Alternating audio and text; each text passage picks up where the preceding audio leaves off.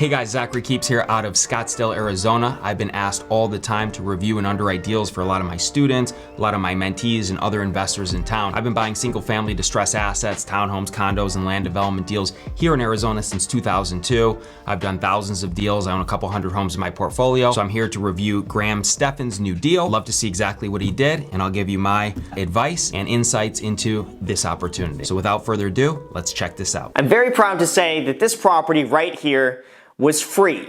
It cost me $0. I was able to buy an income-generating property here in Los Angeles for nothing. Anytime I hear $0 out of pocket, I'm always a little skeptical. So let's hear the breakdown of this deal. I'm very curious. You've got me engaged. 24 months ago, I began looking for an income property around the mid-city area of Los Angeles, and I really liked that area in particular because it was close to nearby transit. It was surrounded by several large new developments. It was only a 15-minute drive away from the beach, and most importantly, it was really one of the few areas in Los Angeles where property prices were still selling for under $1 million.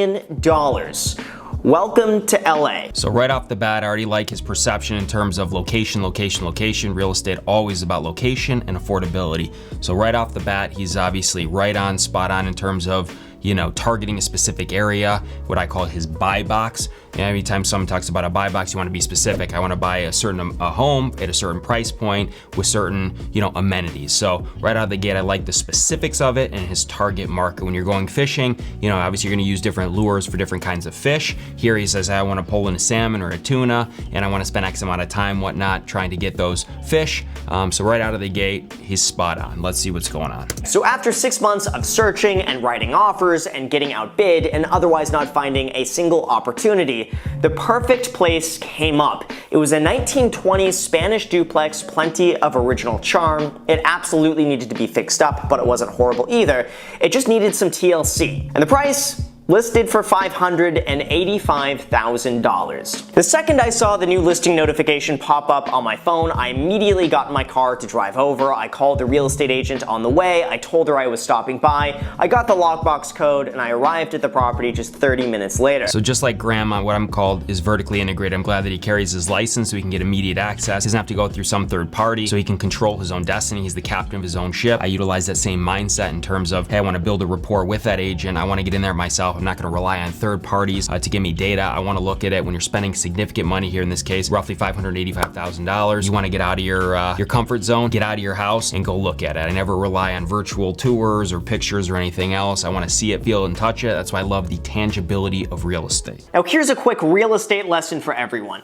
In real estate, really what you pay for a property comes down to leverage. If the seller prices a home well and gets multiple offers, then they have all the power. And with that, they can get an even higher price knowing that several people want it and expecting each of them just to outbid each other. However, if the seller has no one else interested, the buyer has all the power. The buyer is the one who dictates the terms and the price, knowing that if they walk, the seller has nothing. So given that I was the very first one to see it, I knew I didn't have any other competition at the moment, so that was the strategy that I played. I always like being the first one in the door, and ideally I like to buy my properties off market. It's the fact that it's already listed. He's got to hustle and hustle quickly, which sounds like he's doing, to ensure that it doesn't have that, you know, transparency and that market environment. What's going to lure all these different tactics and again give the leverage to the seller. You always want to have leverage as the buyer to again to dictate the terms and be the captain of your domain. It turns out neither the agent nor the seller had any idea what their home was worth. The owner was from out of the area, the real estate agent was also from out of the area, and they just picked an arbitrary price based off what they thought it was worth without really doing any research. So their loss was my gain. So I made them an immediate offer.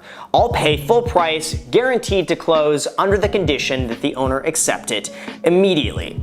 2 hours later, the owner accepted my offer. So here's what's interesting in our environment here in Arizona right now with, lack of supply and strong demand, obviously basic economics. When you have tremendous demand and low supply, prices are going to go up. You're going to expect multiple offers. So it seems somewhat unrealistic, even with the lack of intelligence of the listing agent or lack of knowledge and lack of pricing in terms of knowledge from this seller. If this home was priced that cheap in a real market environment, he's either really, really lucky on this deal or something's missing, because again, if a home is priced that cheap here in Arizona, you would have offers sight unseen, probably removing all contingencies. Contingencies could be inspections, appraisals, and all of those natures. Here he's guaranteeing the close. He had boots on the ground, what I call he's got to walk the property. But again, if it was such a good deal, which sounds like it was, it's amazing to me that there wasn't multiple offers right out of the gate. There was a delay in terms of activity on this property. So he could have been lucky. Again, early bird gets the worm here in this circumstance. He's eaten and he's hungry and he deserves it. I found out the next morning that they received an offer at $650,000 from a buyer paying all cash. That was $65,000 higher than I offered just a few hours earlier, but they didn't get there as fast as I did. Now, in real estate, everything is timing and the early bird gets the worm. Sounds like there's an echo in here. Then, after a 30-day escrow, the property was officially mine. I bought it for $585,000, I put $150,000 as a down payment, and I got a loan for $438,000 to cover the rest. Now, if you're confused about how I got the property for free because I just said I paid $150,000 as a down payment, I promise I'll get to that, but it's really important to follow this information because it'll all piece together at the very end. I'm gonna anticipate that even though, yes, he put up the money, he's gonna do a quick refi based on the equity spread in there, which is gonna get him back his down payment through leverage through a bank, which basically will get him the home for free. He'll refinance it out because it's worth more than what he paid, and he'll have the ability to pull out his equity, his original equity that he put into the deal. But let's see what happens. The floors were scratched, the kitchen needed to be torn out, the bathroom was disgusting, the landscaping was overgrown, the roof needed to be replaced, and it needed paint. Lots of paint. This cost time and money, so I spent another 2 months and roughly $80,000 fixing it up. Basically, I was turning it into a more aesthetically pleasing version of itself and bringing back some of those original 1920s characteristics that were just lost over the years. So again, what I believe he's doing is stabilizing the asset, he's maximizing the value of it through improvements. Obviously, he's got probably good value, good economies of scale to create these improvements below market. So therefore, in the future, this house could appraise for maybe here at current market, it could have been $650, and now after improvements, it could be $800.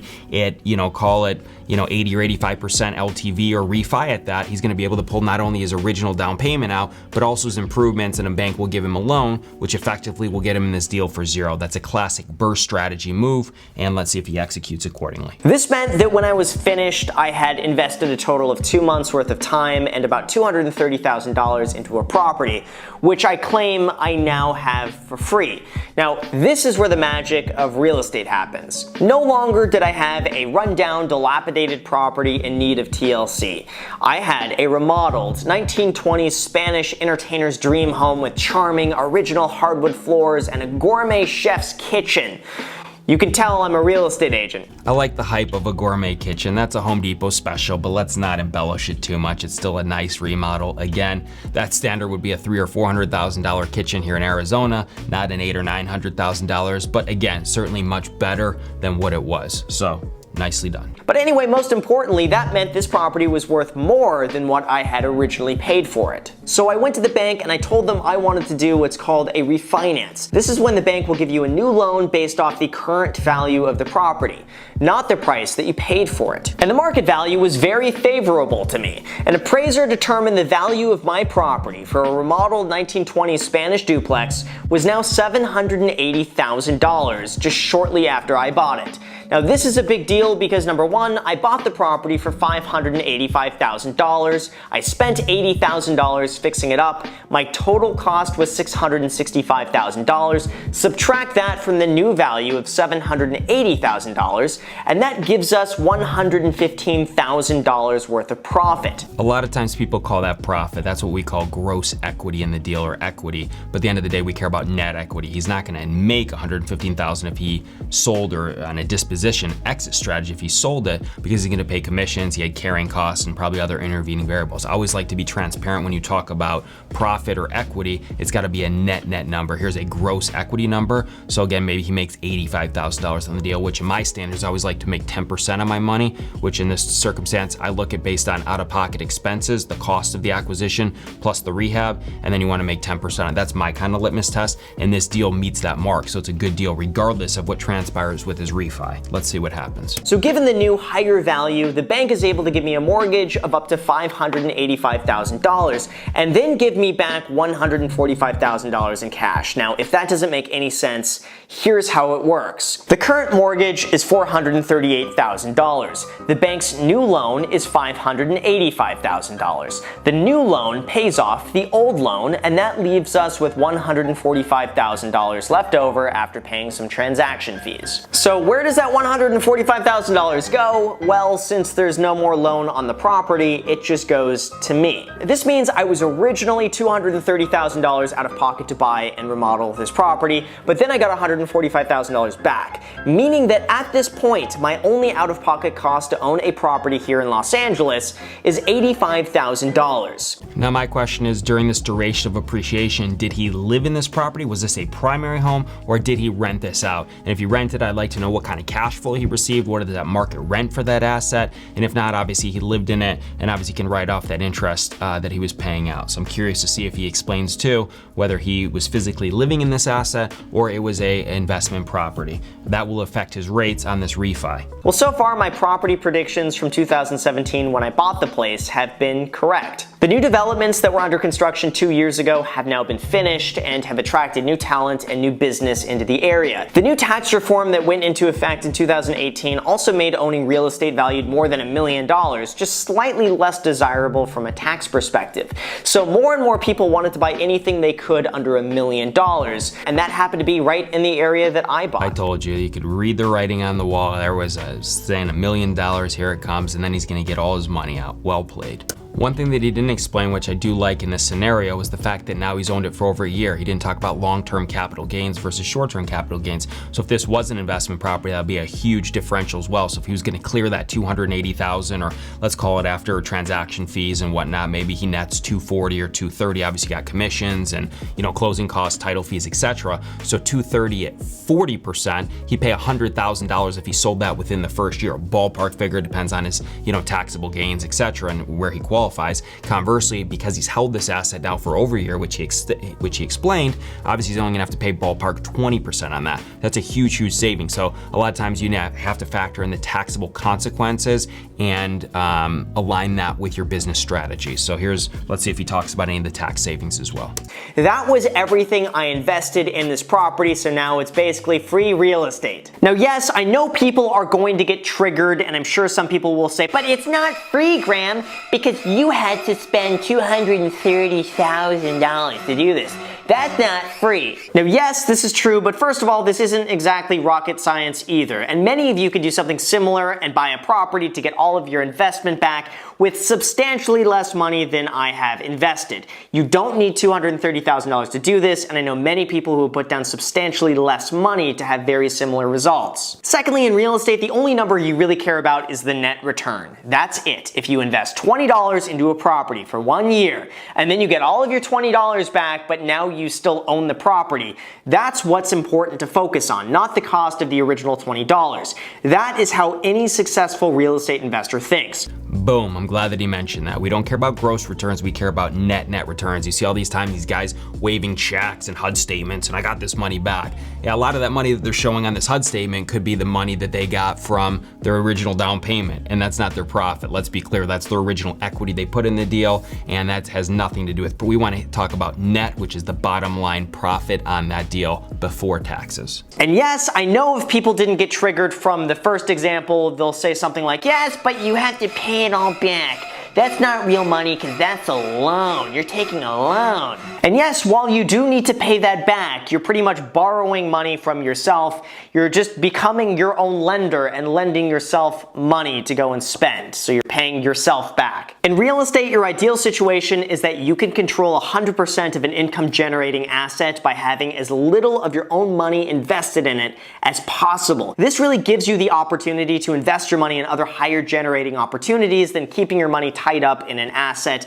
where it isn't actively working for you. This is true. You could also use a strategy called OPM, other people's money, to effectively say zero out of your own pocket, and you're getting a loan from a third party to do the deal and give them some sort of preferred return or equity in the deal for them putting up the capital for the transaction. And no, this is not what caused the real estate crash of 2008. There is a very big difference between speculating on real estate appreciation on stated income, 100% financed, variable interest rate short-term loans, and then expecting the market to appreciate in value to pay for that loan versus taking out a 30-year fixed rate mortgage on an income generating property, leaving 30% equity in the deal. Agreed 100%. We don't buy because we anticipate appreciation. The reason he was successful originally on this deal and he got a large majority of his money back is because, one, he bought it below market. He knew the market. I always tell everybody that I meet with or engage or mentors, you have to be very, very knowledgeable in the asset class that you're buying in so you can buy below market. If he went into this deal at retail value,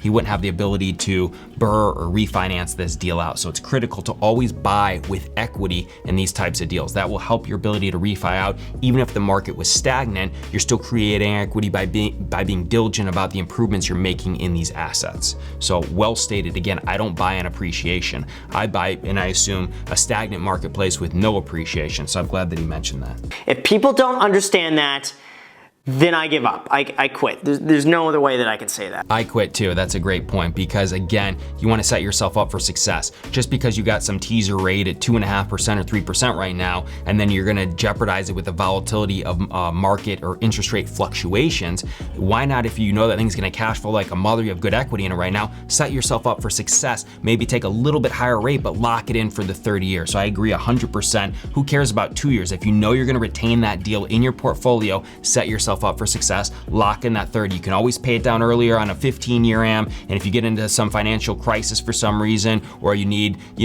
more cash flow, you can still continue to pay on the 30. Always be conservative, have a parachute mentality in every one of your deals. Graham, I commend you on your efforts in clearly explaining exactly what you did. A lot of people think that, you can do this stuff and close your eyes. The key component here is that he had early bird gets the worm. He bought the deal with equity. He made smart improvements. He got a little lucky with the appreciation, but he also put himself in a position to win the game by buying in a place where there was that massive development, which created that desirability and that demand that will obviously increase over time. So thanks so much for watching. This is the first of many in this type of series. If you like my responsiveness and feedback on these types of videos, please like and subscribe to my channel or send me an opportunity to review a deal you've done potentially. I love the engagement. I love doing this feedback. I do it for all my mentees and students all over the nation. So I love it. I've also created with my strategy very similar to Graham's, one home at a time, that I built a 200+ property portfolio, leveraging that same mentality of buying below market,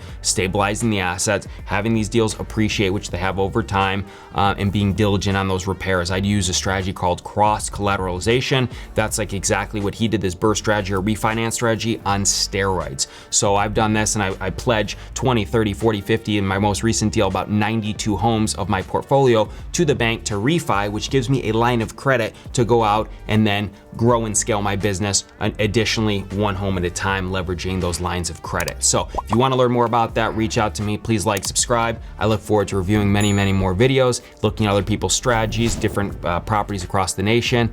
We'll see you soon.